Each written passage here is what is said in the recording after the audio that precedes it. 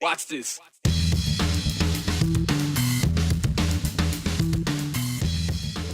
And it has been just an experience of a lifetime. You know, it wasn't just our state dignitaries who dropped by the second inauguration of Donald Trump. A woman from Star tells us what it was like to see the 45th president become the 47th. Meanwhile, at our state capitol, lawmakers might have taken on a lighter workload this holiday, but that didn't stop people from gathering at the State House to try to stop one of the top priorities of the session: school choice tax credits. Normally, we're told not to feed the animals because it could be bad for them. That's not how they're approaching it in Ketchum: feeding the animals to protect them from humans.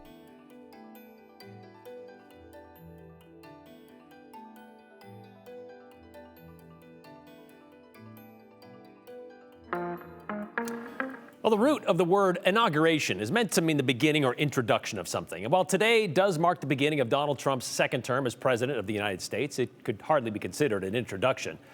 More kind of like, well, I guess a continuation with 4 gap years, kind of like how some of us did college maybe. Tens of thousands gathered in the nation's capital to hear Trump introduce himself and his early policy plans for America. And sprinkled among the crowd were Idaho's congressional delegation, Idaho's Governor Brad Little, and an Idaho woman from Star. Aspen Shumpert spoke with her about what it was like to witness history. It was a big day in Washington, D.C. as President Donald Trump was sworn into office.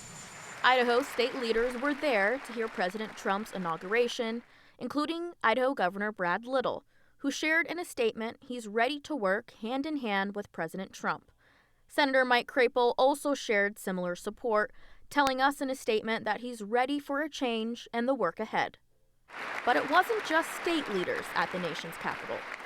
People are walking around with red, white, and blue hats on and dresses and scarves, and it's very patriotic. People are really showing their love for the country. Liz Flower sits on the Star Chamber of Commerce board and was also in Washington, D.C. It has been just an experience of a lifetime. Flower used to live in California, and an invite from her friends who are members of the California GOP got her a ticket.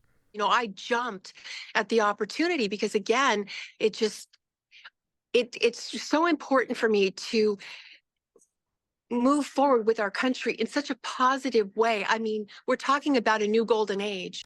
Flower arrived on Friday attending balls and other events and meeting who she calls celebrities. I was able to meet Rick Perry, Ted Cruz. You connect with these people when you watch the news, but you don't really have an opportunity to connect with them until you meet them in person. We tried to get to the, It was the rally last night. We had tickets, and unfortunately, there were so many people in line, we just didn't make it.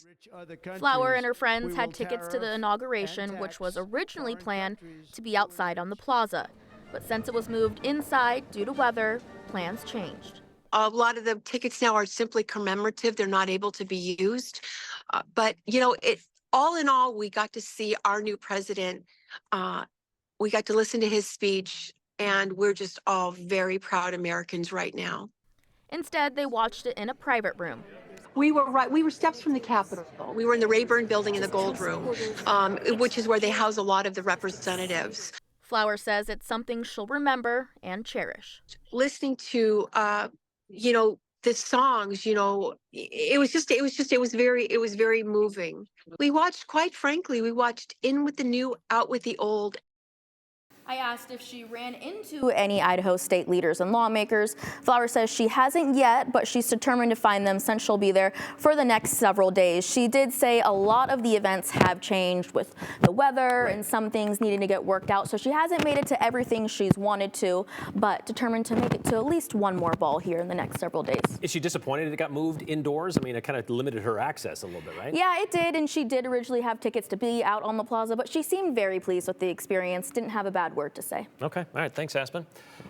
You know, many people had the day off today because of the Martin Luther King Jr. holiday. Federal workers off work, down to kindergartners off school. But that day of no school meant many Idaho educators from around the state could spend some time at the State House, making an appeal to lawmakers who are considering a school choice voucher, savings account, or tax credit, any of those. Some version of which we are guaranteed to see debated this session. And something Governor Little made clear in his State of the State address is a priority, even putting a price tag of $50 million for whatever plan comes down the pike. But those who showed up today would rather not have any plan, no matter what color lipstick you want to put on that pig, to borrow a popular opposition turn of phrase. Joe Paris, you were there this afternoon. And is there a unified argument against having any of these accounts, vouchers, school choice, tax credit bills? I think there'll be a lot of different arguments and criticisms from that side, but the real one that we will hear today and we'll share with you in a minute is there's concern about taking money away from Idaho's public schools. So a main theme from the event that, again, it featured the Idaho Association of School Administrators, Idaho School Boards Association, and the Idaho Education Association. What is being school choice? Tax rebates in Idaho? Will it divert money away from public schools? That's what they're thinking. And they say that these schools badly need the money. Governor Brad Little said in his State of the State that the school choice program must be done the Idaho way.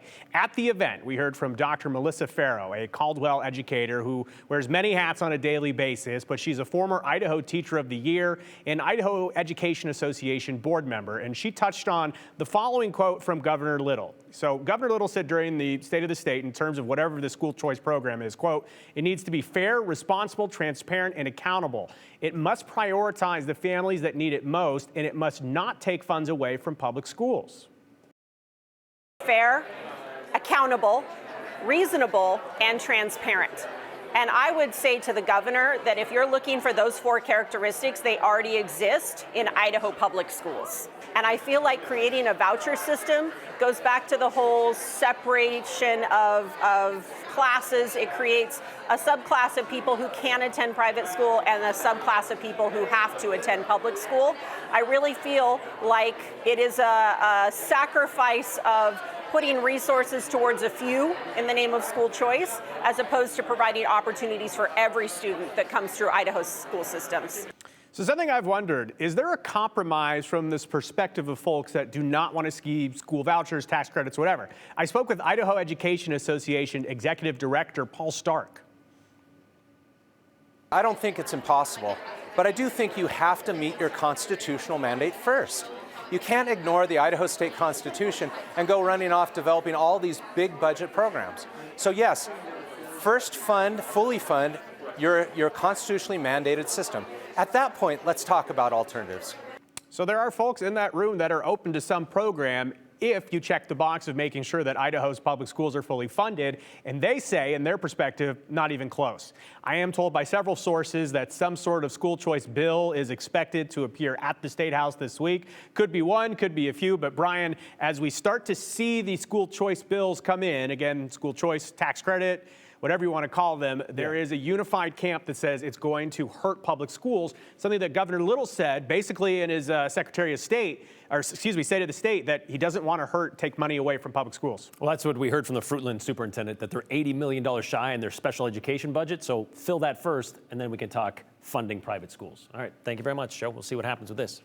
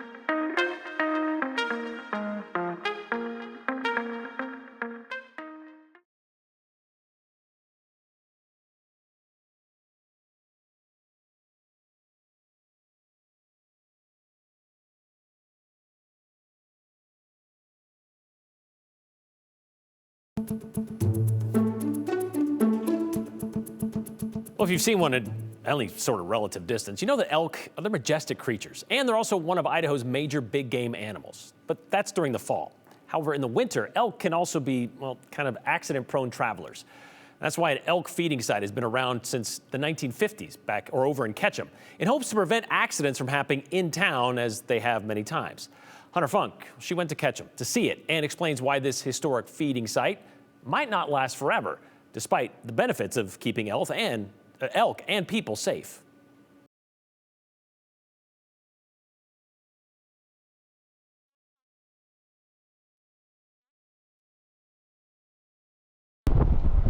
Nearly every year. Was it up here? For about 75 years. Idaho Fish and Game goes off the beaten path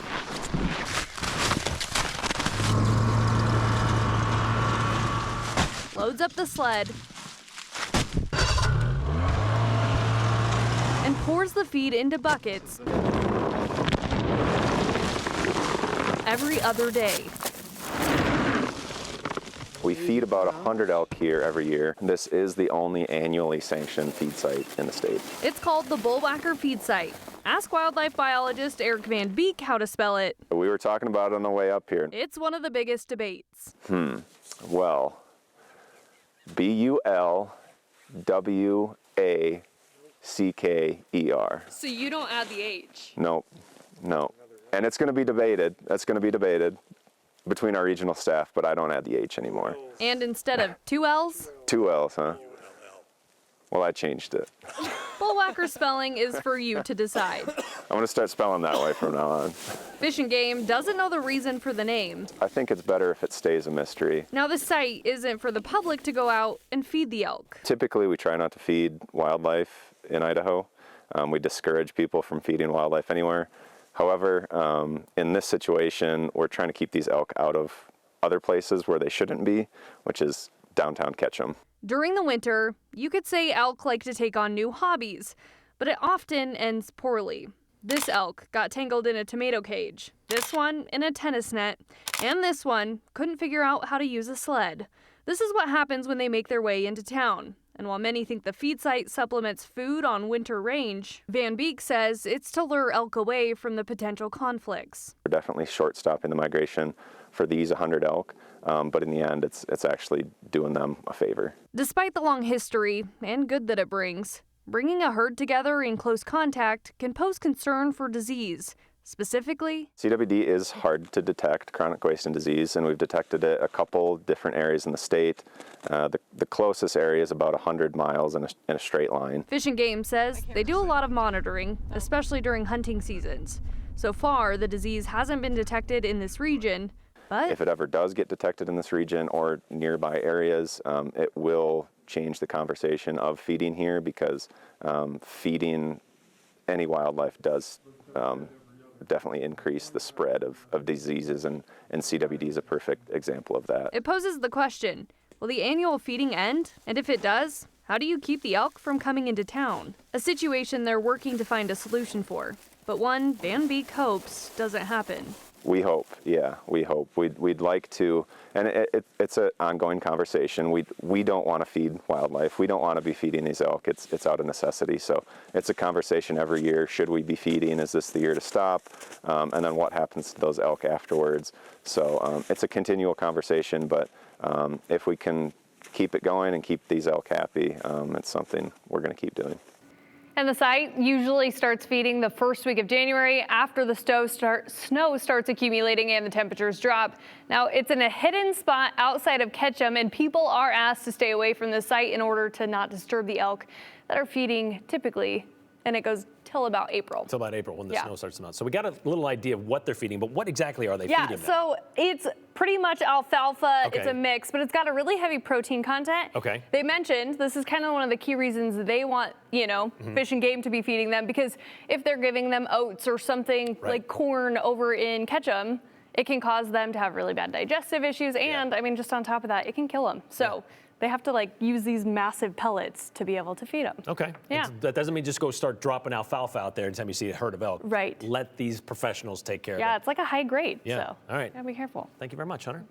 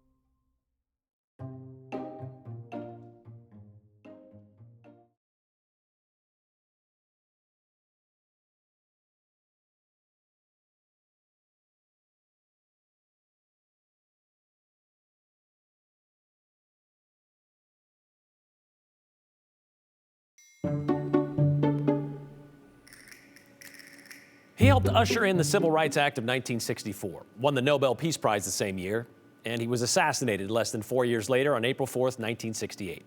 And while there was a bill introduced just 4 days later to get a federal holiday in his honor, it would take another 15 years before Martin Luther King Jr. Day became official, signed into law in 1983.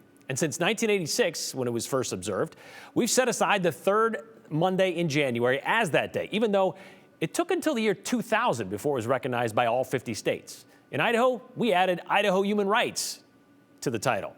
But since 1994, there's been another element attached to this day to recognize America's civil rights icon. That year, it was also designated as a National Day of Service. Inspired by King's life of service, the idea was for Americans to spend the day improving their communities. And for dozens of Idahoans, well, that means spending a few hours at the local food bank. Those of you at the front, you can. It's Monday at the Idaho Food Bank. 2 granola bars per bag. Everything else is 1. But it's not an ordinary Monday. My favorite Luther King Jr. This Monday, across 3 Idaho cities, We're making backpacks for little kids all across Idaho, for elementary school kids. across 3 shifts, There is a method to the madness, as they say, right? volunteers are filling plastic bags. And everybody's putting a different item into the bag. These are weekend bags for kiddos. And filling boxes. 2 breakfasts, 2 lunches, and 2 dinners to provide kids with food over the weekends. To fill empty bellies of Idaho school kids. So that they have something to eat on the weekends, so they don't come to school hungry. Today's second shift is staffed by employees and their families from all levels of Boise's Oppenheimer companies, who were given the day off. No matter who you are, no matter what you do, you come here and everybody works together. Like 10-year-old Katie, who could have done anything else on this day off from school, Yeah. but ended up here putting canned beans in a bag. I don't know, it's kind of fun to help people on today. Today is not just another national holiday. It's also a day of service, a day to be part of something bigger. To know that out in the community, across Idaho, across the United States, there's millions and millions of people doing it today, I think does make it kind of bigger and mean more. It's really important to be out on a day like today. For Jenny Bolcom and her son Wyatt, it does mean more. When Wyatt was younger, we were food bank dependent, and so it really hits home for us. Is anybody keeping count? The goal? To fill 10,000 bags and 2,000 boxes 400! in 3 days. 400, yep. We are cruising. Knowing how much food they put in boxes is just as important as how much time they put into their community. Every shift, there's a time where I look out and I just watch people and see how amazing they are. So many people just wanting to help. It's really cool. How could your faith in humanity not grow coming here, you know? Restoring your faith in humanity and your community is really what this day of service is about. Normally, Mondays are not a volunteer day at the Idaho Food Bank. Those are usually Tuesday through Saturday, but they do make an exception on the third Monday in January, and it's always well attended, as you can see. Last year, Idaho Food Bank filled 64,000 backpacks statewide, and the 30,000 they fill over 3 days in Boise, Lewiston, and Pocatello, well, that's thanks to the volunteers on this day of service. We'll go a long way toward that goal this year. Dumping E. coli in the local river will get you more than just a strongly worded letter from the EPA. And if you thought toilet paper and eggs have been hard to find at Costco so far this year, wait until their workers decide to go on strike. Abby Davis has those details in today's 411. Dairygold Milk Processing Facility in Caldwell owes the Environmental Protection Agency more than $300,000 after a fine issued back in September. The EPA alleges the facility dumped E. coli into the Boise River, exceeding pollutant limits of the Clean Water Act, among other violations. Some Costco workers could head to the picket line soon. Costco's Teamsters Union says 85% of the more than 18,000 members voted to authorize a strike if a new contract is not reached by the end of the month. The union is demanding fair wages and better benefits. Negotiations were set to begin today. While the inauguration was happening at the U.S. Capitol, community members were celebrating another headline of the day at Idaho State Capitol. Many gathered for Martin Luther King Jr. Day and Idaho Human Rights Day. This day is to honor a man who put the needs of the many above his own. Idaho was the 47th state to recognize Martin Luther King Jr. Day as an official holiday, signing it into law in 1990. That's the 411 on the 208. I'm Abby Davis.